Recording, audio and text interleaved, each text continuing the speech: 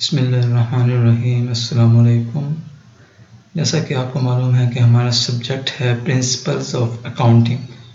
Principal से मुराद है असूल या बुनियाद, यानी कि अकाउंटिंग के असूल क्या हैं और उसकी बुनियाद क्या है, इसके बारे में हम पढ़ेंगे। सबसे पहले हम देख लेते हैं कि अकाउंटिंग क्या है। Accounting is defined as the art of recording, classifying and summarizing in terms of money, transaction and events of a financial character and interpreting the result thereof. Accounting से मुराद आर्ट है। किस चीज़ का आर्ट है? Recording, कि आप जो भी transaction करते हैं, जो भी चीज़ सेल या परचेज करते हैं, उसको आप सबसे पहले रिकॉर्ड करते हैं। उसके बाद आपके पास आ जाता है क्लासीफाइंग। क्लासीफाइंग यानी कि अगर आपने परचेज की है तो उस ट्रांजैक्शन को आप परचेज में दर्ज करेंगे। अगर आपने सेल की है तो उस ट्रांजैक्शन को आप सेल के हेड में दर्ज करेंगे। इसी तरह आपकी ट्रांजैक्शन अगर कैश से रिलेटेड है तो आप उसको कैश के हेड में एंटर करेंगे। And summarising in terms of money transaction and events of a financial character. और ये ऐसी ट्रांजैक्शन होती हैं जिनको आप मॉनेटरी टर्म में लिख सकते हैं या फाइनेंशियल कैरेक्टर में लिख सकते हैं, यानी कि कैश से रिलेटेड होती है या किसी भी करेंसी से रिलेटेड कोई भी आपकी ट्रांजैक्शंस होती हैं, वो आप अपने बुक्स ऑफ अकाउंट्स में लिखते हैं। And interpreting the results thereof, और आप उसके बाद उसके जो भी रिजल्ट्स होते हैं उसको इंटरप्रेट कर देते हैं ताकि वो अकाउंट्स देखने वाले को आसानी से समझ में आ जाए, या जो भी आपने स्टेटमेंट्स बनाई हैं उसको आप इस तरह इंटरप्रेट करते हैं कि देखने वाले के या पढ़ने वाले के आसानी से समझ में आ जाए। तो ये है अकाउंटिंग। अकाउंटिंग आपकी रिलेट करती है बुक कीपिंग से, जिसको हम बुक्स ऑफ अकाउंट्स कहते हैं। यानी कि आपने एक बुक बनाई हुई है जिसमें आप अपने रोज़मर्रा के ट्रांजैक्शन को दर्ज करते हैं, और इस पूरे अमल को हम अकाउंटिंग कहते हैं। मज़ीद अकाउंटिंग को समझने के लिए आपको बेसिक टर्म्स का पता होना चाहिए जो हम आगे पढ़ेंगे। तो यहाँ पे हमारे पास बेसिक टर्म्स आ जाती हैं। सबसे पहले है ट्रांजैक्शन। ट्रांजैक्शन क्या होती है? ट्रांजैक्शन जो भी हम चीज़ सेल या बाय करते हैं उसको हम ट्रांजैक्शन कहते हैं, यानी कि बायर बाय करता है और सेलर सेल करता है, और इसको हम अपनी बुक्स ऑफ अकाउंट में दर्ज कर देते हैं, तो इसको हम ट्रांजैक्शन कहते हैं। उसके बाद आपका आ जाता है बिजनेस। बिजनेस क्या होता है? कोई भी काम जो आप प्रॉफिट के लिए करते हैं उसको हम बिजनेस कहते हैं, यानी कि बैंकिंग बिजनेस, इंश्योरेंस बिजनेस, या कोई भी मर्चेंडाइज या गुड्स से रिलेटेड बिजनेस करते हैं उसको हम बिजनेस कहते हैं। उसके बाद आपका आ जाता है प्रोप्राइटर। प्रोप्राइटर आपका ओनर होता है जो बिजनेस स्टार्ट कर रहा होता है या जिसने अपना सरमाया लगाया होता है, उसको हम प्रोप्राइटर कहते हैं। उसके बाद आपका जाता है कैपिटल। कैपिटल क्या होता है? कैपिटल सरमाया होता है। जो भी ओनर ने अपना बिजनेस स्टार्ट करने के लिए इन्वेस्ट किया होता है उसको हम कैपिटल कहते हैं, और इसको हम नेट एसेट से वैल्यू करते हैं, यानी कि जितनी भी चीज़ें आपकी शॉप में पड़ी हैं उसको हम नेट वैल्यू लगाते हैं और वो आपका कैपिटल होता है। उसके बाद ड्राइंग्स। ओनर जब अपनी पर्सनल यूज़ के लिए कोई प्रोडक्ट या कैश यूज़ करता है उसको हम ड्राइंग्स कहते हैं। उसको हम ड्राइंग्स के हेड में लिखते हैं, यानी कि ओनर ने बिजनेस के लिए तो उस चीज़ को यूज़ नहीं किया, उसको यूज़ उसने अपनी पर्सनल चीज़ की परचेज के लिए किया है या उसने उस बिजनेस की गुड्स को पर्सनली यूज़ किया है, तो उसको हम ड्राइंग्स के हेड में लिखेंगे। परचेजेस, कोई भी गुड्स हम परचेज करते हैं अपने बिजनेस को शुरू करने के लिए, उसको हम परचेज कहते हैं। परचेज आपकी कैश की बेसिस पे भी होती है और क्रेडिट की बेसिस पे होती है। अगर आपने परचेज कैश की बेसिस पे की है तो आप गुड्स लेंगे और कैश उसको फ़ौरन दे देंगे। और अगर आपने परचेजेस क्रेडिट की बेस पे की है, यानी कि आपके पास गुड्स तो आ गई हैं लेकिन आपने कहा है कि मैं आपको अमाउंट कुछ अरसे बाद दूंगा, तो इसको हम कहते हैं क्रेडिट परचेजेस। परचेजेस रिटर्न, अगर आपने कोई परचेज की है और उसमें आपकी कोई गुड्स खराब हैं यानी कि अकॉर्डिंग टू क्वालिटी नहीं है तो आप उसको रिटर्न कर देंगे, तो इसको हम कहते हैं परचेजेस रिटर्न और इसका एक अलग हेड होता है। इसी तरह सेल्स आ गई आपके पास। कोई भी चीज़ आप सेल करते हैं, वो आपकी सर्विसेज हो सकती हैं, आपकी प्रोडक्ट हो सकती है, तो वो चीज़ सेल के हेड में आएगी। इसी तरह सेल भी कैश की बेसिस पे होती है और क्रेडिट की बेसिस पे भी होती है। जब भी कोई प्रोडक्ट आप कैश के हवाले से सेल करेंगे तो उसको हम कैश सेल्स कहेंगे, और जो प्रोडक्ट आप क्रेडिट बेस पे करेंगे यानी कि आपने चीज़ तो सेल कर दी लेकिन जो आपका कस्टमर है उसने कहा है कि मैं आपको पैसे कुछ अरसे बाद दूंगा, तो इसको हम क्रेडिट सेल कहते हैं। उसके बाद आपका आ जाता है सेल्स रिटर्न। अगर आपने कोई सेल की है और उसमें से कुछ गुड्स ख़राब हैं या एक्सपायर हैं तो वो गुड्स आपको रिटर्न कर देगा, तो इसको हम कहते हैं sales return. Trade discount. Trade discount क्या होता है? ट्रेड डिस्काउंट आपको उस वक्त मिलता है जब भी आप कोई चीज़ बाय कर रहे होते हैं, इसको हम रिबेट या अलाउंस कहते हैं, और ये सेलर बायर को देता है। और ये किस वक्त देता है? When selling to a fellow trade, यानी कि आपके जानने वाला कोई शख्स आपसे चीज़ परचेज करता है तो आप उसको ट्रेड डिस्काउंट दे सकते हैं, या आपके पास कोई ओल्डर कस्टमर आ जाता है तो आप उसको ट्रेड डिस्काउंट दे सकते हैं, या आपके पास कोई फैमिली मेम्बर आ जाता है तो आप उसको ट्रेड डिस्काउंट दे सकते हैं। इसके अलावा अगर आपको कोई कस्टमर बल्क में परचेज करता है तो आप उसको ट्रेड डिस्काउंट दे सकते हैं। उसके बाद आपके पास आ जाता है कैश डिस्काउंट। कैश डिस्काउंट अक्सर डेटर को दिया जाता है। अगर कोई शख्स ड्यू डेट से पहले अपनी अमाउंट पे कर देता है, जो भी चीज़ उसने क्रेडिट पे ली है, तो उसको आप कैश डिस्काउंट देंगे। ये कैश डिस्काउंट क्रेडिटर देता है डेटर को। अगर आपका डेटर टाइम से पहले आपको पैसे दे देता है तो आप उसको कैश डिस्काउंट दे देते हैं, उसको रिबेट दे देते हैं, या उसको कोई अलाउंस दे देते हैं, तो इसको हम कहते हैं कैश डिस्काउंट। कमीशन।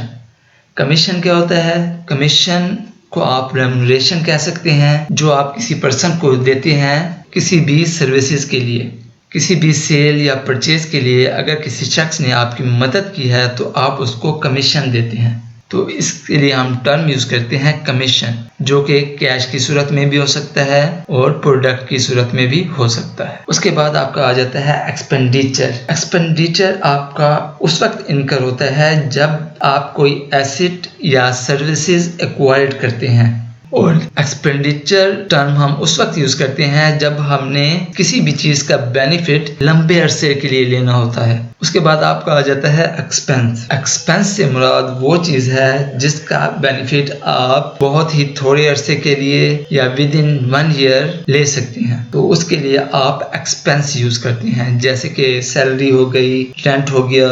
और एक्सपेंडिचर में आप कोई एसेट परचेज कर लेते हैं, कोई फर्नीचर परचेज कर लेते हैं, तो उसको हम एक्सपेंडिचर कहेंगे, क्योंकि ये आपका एसेट लंबे अरसे के लिए यूज हो सकता है। लेकिन जो एक्सपेंसेस होती हैं वो शॉर्ट टर्म होती हैं, जैसे कि सैलरीज और रेंट, इसलिए हम इनको एक्सपेंसेस कहते हैं। तो ये है एक्सपेंडिचर और एक्सपेंसेस में डिफरेंस। उसके बाद अकाउंट। कोई भी ट्रांजैक्शन किसी पर्सन से रिलेटेड आप अगर करेंगे, उसके नाम का एक अकाउंट बना लेंगे, तो उसको हम अकाउंट कहते हैं। और अगर ट्रांजैक्शन क्रेडिट पे है तो वो भी किसी पर्सन से रिलेटेड होगी या किसी कंपनी से रिलेटेड होगी, तो उसको हम अकाउंट कहते हैं। उसका हम एक अकाउंट या एक हेड बना लेते हैं। उसके बाद आपका आ जाता है डेटर। डेटर क्या होते हैं? डेटर आपके अकाउंट रिसीवेबल होते हैं, जिनसे आपने पैसे लेने होते हैं, उसको आप डेटर कहते हैं। यानी कि कोई भी चीज़ आपने क्रेडिट पे सेल कर दी है तो आपने विद इन ड्यू डेट उनसे पैसे लेने हैं, तो वो आपके अकाउंट रिसीवेबल है। उसके बाद है क्रेडिटर, ये बिल्कुल डेटर के ऑपोजिट होता है, ये होते हैं अकाउंट पेएबल। ये वो लोग होते हैं जिनसे आपने उधार पे माल लिया होता है, उनको हम अकाउंट पेएबल कहते हैं। क्योंकि हमने उनको पैसे पे करने होते हैं इसलिए हम उनको अकाउंट पेएबल कहते हैं।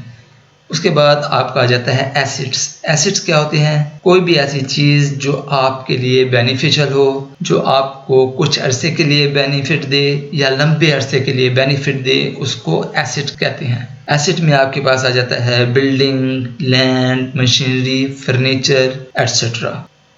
उसके बाद लाइबिलिटीज़। लाइबिलिटीज़ क्या होती हैं? लाइबिलिटीज़ आपकी जिम्मेदारी होती है। कोई भी डेट अगर आपने पे करना होता है तो वो आपकी लाइबिलिटी है। कोई भी अमाउंट जो ड्यू हो गई है और आपने पे नहीं की तो उसको हम लाइबिलिटीज़ कहते हैं। ख़ास तौर पर डेट के लिए ये यूज़ होता है। ये डेट आपके शॉर्ट टर्म भी हो सकते हैं और लॉन्ग टर्म भी हो सकते हैं, तो वो आपकी लाइबिलिटी हैं। आपकी जिम्मेदारी है कि आपने उनको बर वक्त पे करना है।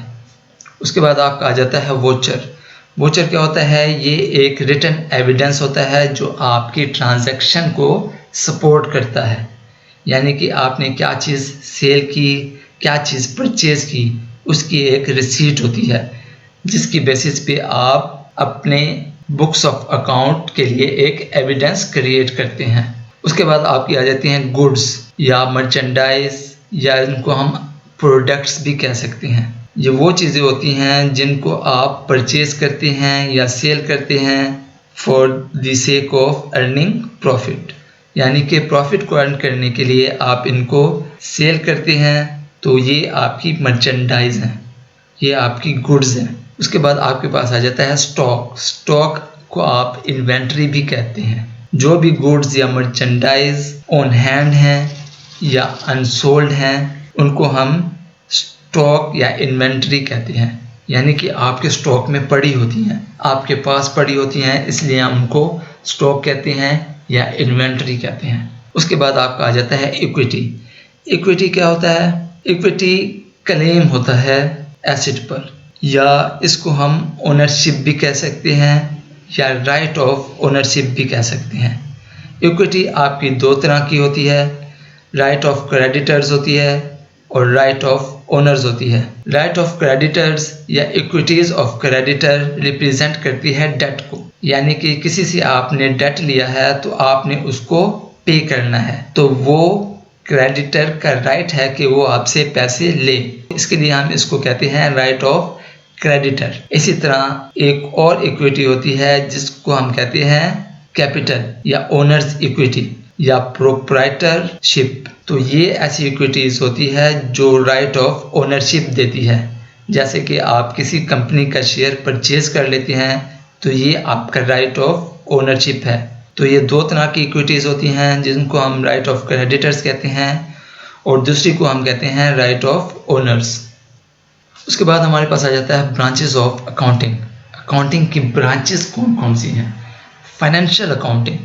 फाइनेंशियल अकाउंटिंग आपकी मॉनेटरी अकाउंटिंग से रिलेट करती है, आपकी फाइनेंशियल स्टेटमेंट से रिलेट करती है, आपकी बैलेंस शीट से रिलेट करती है, आपकी cost of goods sold statement से रिलेट करती है। तो हर वो चीज़ जो आपकी मॉनेटरी ट्रांजैक्शन से रिलेट करती है उसको हम फाइनेंशियल अकाउंटिंग कहते हैं। जबकि कॉस्ट अकाउंटिंग में आप अपने प्रोडक्ट की कॉस्ट से रिलेटेड अकाउंटिंग करते हैं। यानी कि पर यूनिट प्राइस प्रोडक्ट की क्या होनी चाहिए, उसकी कॉस्ट क्या रखनी चाहिए, उस पर कितनी प्रोसेसिंग हुई, कितनी आपकी एनर्जी वेस्ट हुई, इन सब की अकाउंटिंग करके आप अपने प्रोडक्ट को जो कॉस्ट देते हैं उसको हम क्या कहते हैं? Cost accounting. थर्ड नंबर पे हमारे पास आ जाता है मैनेजमेंट अकाउंटिंग। मैनेजमेंट अकाउंटिंग आपकी मैनेजमेंट से रिलेट करती है। मैनेजमेंट अकाउंटिंग में आप ऐसी इंफॉर्मेशन क्रिएट करते हैं जो कि आपके मैनेजमेंट को फ़ायदा दे, यानी कि उसकी बेसिस पे आपकी मैनेजमेंट डिसीजन कर सके कि आगे आपने कौन कौन से डिसीजन लेने हैं। तो मैनेजमेंट अकाउंट में आप ज़्यादातर फाइनेंशियल अकाउंट्स या फाइनेंशियल स्टेटमेंट्स बनाते हैं और उनको इस तरह से रिप्रेजेंट करते हैं ताकि मैनेजमेंट को वो आसानी से समझ आ जाए और उसकी बेसिस पे वो अपने फर्दर जो एक्शंस हैं या फर्दर डिसीजन कर सके। उसके बाद आपका आ जाता है parties interested in accounting information. कौन कौन सी पार्टीज अकाउंटिंग इंफॉर्मेशन में इंटरेस्ट रखती हैं? तो सबसे पहले आपका आ जाता है ओनर्स। जाहिर है ओनर्स का पैसा लगा होता है तो वो इंटरेस्टेड होते हैं कि आप अकाउंटिंग इंफॉर्मेशन सही तरीके से दे रही हैं या नहीं दे रही। उसके अलावा उन्होंने ये भी देखना होता है कि आपके पास इन्वेस्टमेंट कितनी है, क्रेडिटर्स को आपने कितना पैसा देना है। तो ये सारी चीज़ें देखने के लिए वो इंटरेस्टेड होते हैं। मैनेजमेंट भी आपकी अकाउंटिंग इंफॉर्मेशन में इंटरेस्टेड होती है क्योंकि इसकी बेसिस पे उसने डिसीजन करने होते हैं, इसकी बेसिस पे उसने इन्वेस्टमेंट डिसीजन करने होते हैं। तो वो इस इंफॉर्मेशन पे बहुत ज़्यादा इंटरेस्टेड होती है। उसके बाद क्रेडिटर्स आ जाते हैं। क्रेडिटर्स वो होते हैं जिनसे आपने पैसा लिया होता है या डेट लिया होता है। तो जाहिर सी बात है वो भी आपकी अकाउंटिंग इंफॉर्मेशन में इंटरेस्टेड होंगे कि आपकी फर्म या आपकी कॉरपोरेशन फ़ायदे में जा रही है या नहीं जा रही या वो लॉस में जा रही है। तो उसकी बेसिस पे उन्होंने डिसीजन करने होते हैं और उन्हें अपना पैसा निकलवाना होता है। एम्प्लॉयज़ भी इंटरेस्टेड होते हैं आपकी अकाउंटिंग इंफॉर्मेशन में। उन्होंने देखना होता है कि अकाउंटिंग इंफॉर्मेशन की बेसिस पे ये मालूम करना होता है कि फर्म सही तरह से काम कर रही है या नहीं कर रही। उसकी बेसिस पे उनको इंसेंटिव सही तरह से मिल रहे हैं या नहीं मिल रहे। तो एम्प्लॉयज़ भी इस चीज़ पर खासी नज़र रखते हैं। उसके बाद इन्वेस्टर्स आ जाते हैं। इन्वेस्टर्स भी तकरीबन ओनर्स होते हैं, उनका भी राइट ऑफ ओनरशिप होता है आपके बिजनेस में। उन्होंने देखना होता है कि आप जो अकाउंटिंग इंफॉर्मेशन दे रहे हैं वो सही है या नहीं है, आपकी फर्म प्रॉफिट में जा रही है या नहीं जा रही, आप डिविडेंड पे कर रहे हैं या नहीं कर रहे। तो ये सारी चीज़ें उन्होंने देखनी होती है, इसलिए वो इस इंफॉर्मेशन को हासिल करने के लिए बहुत ज़्यादा इंटरेस्टेड होते हैं। उसके बाद आ जाता है गवर्नमेंट। गवर्नमेंट भी आपकी अकाउंटिंग इंफॉर्मेशन के हवाले से इंटरेस्टेड होती है। उसने आपका प्रॉफिट देखना होता है कि आपकी फर्म ने कितना प्रॉफिट अर्न किया है और उसकी बेसिस पे उसने अपना टैक्स कलेक्ट करना होता है। कंज्यूमर भी अकाउंटिंग इंफॉर्मेशन में इंटरेस्टेड होती हैं क्योंकि बाज़ औक़ात गवर्नमेंट प्राइस फिक्स कर देती है। तो इस चीज़ को मालूम करने के लिए उनको अकाउंटिंग इंफॉर्मेशन की ज़रूरत होती है ताकि वो आपके प्रोडक्ट की सही तरह से प्राइस पे कर सकें और उनको कोई नुकसान ना हो। उसके बाद हमारे पास आ जाता है सिस्टम ऑफ अकाउंटिंग। हमारे पास दो सिस्टम ऑफ अकाउंटिंग हैं। फर्स्ट वन है कैश सिस्टम्स ऑफ अकाउंटिंग और दूसरा है accrual system of accounting. Cash system of accounting में हम ट्रांजैक्शन उस वक्त करते हैं जब हमें कैश रिसीव होता है। अगर हमने दिसंबर का रेंट जनवरी में देना है तो हम उसको दिसंबर में नहीं लिखेंगे जब तक कि हम उस कैश पेमेंट ना कर दें, क्योंकि हमने उसकी कैश पेमेंट जनवरी में करनी है तो उस रेंट की रिकॉर्डिंग भी हम जनवरी में करेंगे। तो इसको हम कहते हैं cash system of accounting.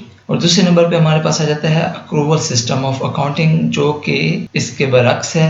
Accrual system of accounting में हम ट्रांजैक्शन उस वक्त कर देते हैं जब डेट ड्यू हो जाती है कि इस डेट को ट्रांजैक्शन हो गई या डेट ड्यू हो गई या कोई मंथ एंड हो गया। अगर हमने किसी मंथ के एंड में अपने अकाउंट क्लोज करने हैं तो हम उस ट्रांजैक्शन का हवाला उस मंथ में दे देंगे। यानी कि अगर हमें कैश रिसीव हुआ है या नहीं हुआ हम उसकी ट्रांजैक्शन अपने बुक्स ऑफ अकाउंट में लिख देंगे ताकि हमें सही तरह से हमारे प्रॉफिट और हमारे लॉस का अंदाज़ा हो सके।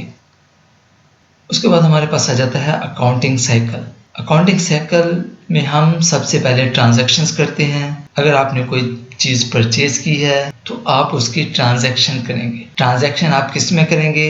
जर्नल में आप उसकी ट्रांजैक्शन करेंगे, चाहे वो ट्रांजैक्शन सेल से है, परचेज से है, कैश से है, क्रेडिट से है, किसी भी चीज़ से है, उसकी एंट्री आप जर्नल में कर देंगे। उसके बाद इसको आप लेजर में शिफ्ट कर देंगे। लेजर में शिफ्ट आप इस तरह करेंगे कि हर अकाउंट का अलग हेड बनाएंगे और उसके नीचे उसकी अमाउंट लिखते जाएंगे।